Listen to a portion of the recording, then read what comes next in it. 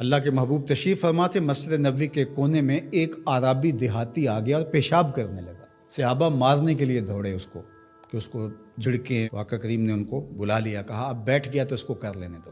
جب اس نے پیشاب کر لیا تو آقا کریم علیہ السلام نے اس کو بلایا، کہا یہ مسجدیں ذکر و فکر کے لیے بنائی گئی ہیں، بول و براز کے لیے نہیں بنائی گئی، اور پھر وہاں پانی بہا دیا گیا۔ تو بعض کا ہم جس طرح سے لوگوں کے ساتھ رویہ کر رہے ہوتے ہیں، یہ جو موبائل ہے یہ اس دور کی ضرورت ہے، تو بعض کا اس کو بند کر دیں تو کھولنا یاد نہیں رہتا، کھول لیں تو بند کرنا یاد نہیں رہتا، تو بعض کا نماز کے اندر اس کی گھنٹی بجنا شروع ہو جاتی ہے۔ جس بیچارے کی گھنٹی بج رہی ہوتی ہے تو بعض کا اس کو تیزی سے بند کرنا بھی نہیں آ رہا ہوتا، تو وہ دیر بھی ہو جاتی ہے۔ خیر وقت گزر گیا، اب 4 رکعتی نماز ہے، یہ پہلی رکعت کے اندر حادثہ ہوا تو 3 پوری رکعتیں ہیں وہ غصے سے بھرے رہتے ہیں کچھ نمازی کہ اب سلام پھیر کے تو ہم اس کی خبر لیں گے، اور پھر سلام پھیر کے حالانکہ 3 رکعتیں گزر گئی ہیں، تم رب سے جڑے ہوئے ہو، تمہیں تو یاد بھی نہیں ہونا چاہیے۔ ترغیب کی آیتیں بھی آئیں، ترغیب کی آیتیں بھی آئیں، جنت کا تذکرہ بھی آیا، جہنم سے بھی ڈرایا گیا، تلاوت بھی ہوئی، تم سجدے میں بھی گرے اس کے حضور، تم رکوع میں بھی گرے، لیکن یہ نہیں بھولے کہ گھنٹی اس طرف سے بجی تھی۔ اور پھر سلام پھیر کے سب نے ایسے گھور کے دیکھا جیسے کھا جائیں گے۔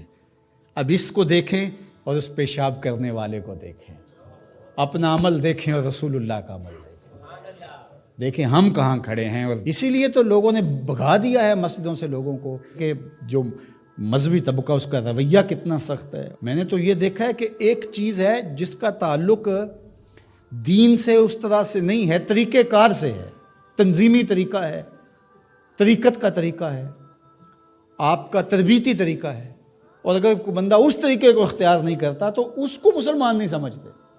میں ایک تنظیم کھڑی کر لی ہے اور میں اس کا ایک طریقہ وضع کرتا ہوں، اور اس کے مطابق جو نہیں چلتا تو میں سمجھتا ہوں کہ یہ تو مسلمان ہی نہیں ہے۔ تو کیا ہم نے یہ رویہ اختیار کر لیا اور کیا انداز اختیار کر لیا؟ میں تو سمجھتا ہوں کہ اس وقت سب سے بڑا مسئلہ یہ ہے کہ منبر و محراب کے لوگوں کا بھی فہم دین ناقص ہے۔ فہم دین ناقص ہے تو پھر کس طرح دین فروغ پائے گا؟ تو یہ ضرورت ہے کہ دین کو سمجھنا تو شیطان کے طریقے ہیں، وہ علماء کو الگ ٹریٹ کرتا ہے، جاہلوں کو الگ ٹریٹ کرتا ہے، متکبر کو الگ ٹریٹ کرتا ہے، منکسر المزاج شخص کو الگ ٹریٹ کرتا ہے، اور ہر ایک کے لیے اس نے الگ الگ چیزیں رکھی ہوئی ہیں، ہر ایک کے لیے الگ پیکج ہے اس کے پاس۔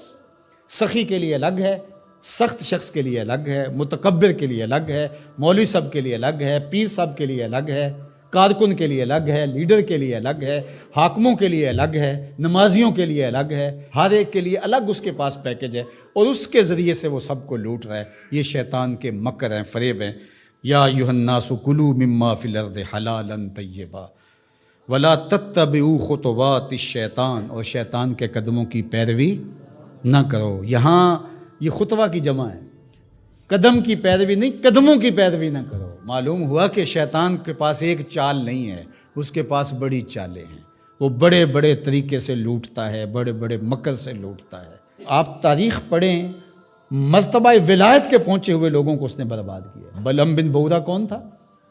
مستجاب الدعوات ولی تھا نا، لیکن کہاں لڑک کے چلا گیا۔ اس لیے ہمیشہ اپنا محاسبہ کرتے رہنا چاہیے۔ شیطان ادھر سے بھی حملہ آور ہو سکتا ہے، ادھر سے بھی ہو سکتا ہے، آگے سے بھی ہو سکتا ہے، اور اس نے اللہ کے حضور قسم کھائی تھی وَبِعِزَّتِكَ لَأُغْوِيَنَّهُمْ أَجْمَعِينَ، تیرے سامنے یہ بات قسم کر کے کہہ رہا ہوں کہ میں تیرے بندوں کو تیرے تک نہیں آنے دوں گا، ان کے دائیں سے آؤں گا، ان کے بائیں سے آؤں گا، آگے سے آؤں گا، پیچھے سے آؤں گا، چاروں طرف سے حملہ۔ کدھر بھاگیں گے؟